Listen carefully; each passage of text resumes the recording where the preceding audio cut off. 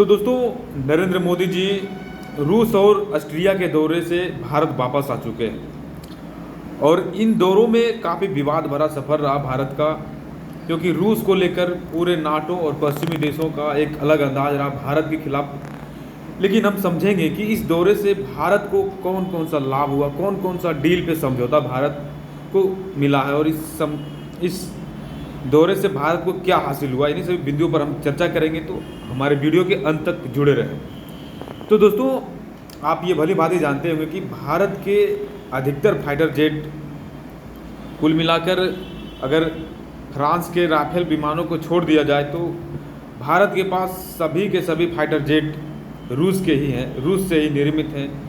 चाहे वो MiG-21 हो या तो आपके Su-30 लड़ाकू विमान हो, ये सभी फाइटर जेट रूस के ही बने हुए हैं। और आप ये भी जानते होंगे कि रूस और यूक्रेन का विवाद हो रहा है और इस विवाद में भारत को काफ़ी नुकसान झेलना पड़ रहा है।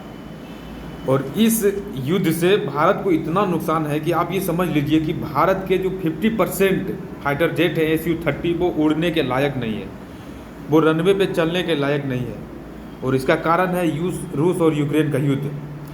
और बात यहाँ तक थी कि आपने 2022-23 में ये सुना होगा कि भारत ने S-400 एयर डिफेंस सिस्टम का डील किया है रूस के साथ, और वो डील को 2023 तक पूरा होना था, लेकिन अभी तक वो पूरा नहीं हो पाया है। अभी तक 2 स्क्वाड्रन ही भारत को मिल पाया है S-400 का और 2 स्क्वाड्रन अभी बाकी है। तो दोस्तों, आप ये समझ सकते हैं कि भारत को इस युद्ध के कारण कितना परेशानियां झेलना पड़ रहा है।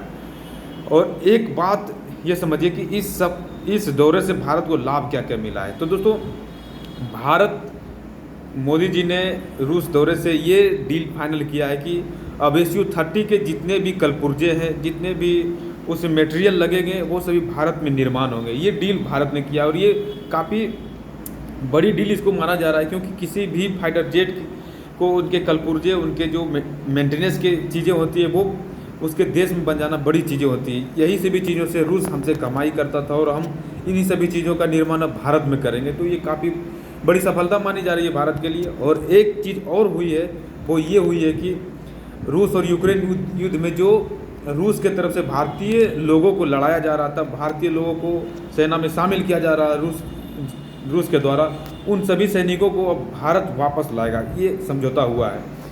तो अब ये समझिए कि जब से मोदी जी और रूस के बीच एक समझौता हुआ है कि भारत अब S-400 एयर डिफेंस सिस्टम को तय समय पर लाएगा, और यहाँ तक कि रूस के रूबल और भारत के रुपया, इन सभी चीज़ों पे व्यापार होगा। अब तक इन्हीं सभी चीज़ों पर अटकलें लगी हुई थी, कभी हम दियार सऊदी अरब के रुपयों से, क्योंकि रूस के ऊपर प्रतिबंध लगा हुआ है और रूस कभी भी अब वो डॉलर का इस्तेमाल नहीं कर पाता है, तो व्यापार में भी काफ़ी परेशानियाँ होती है।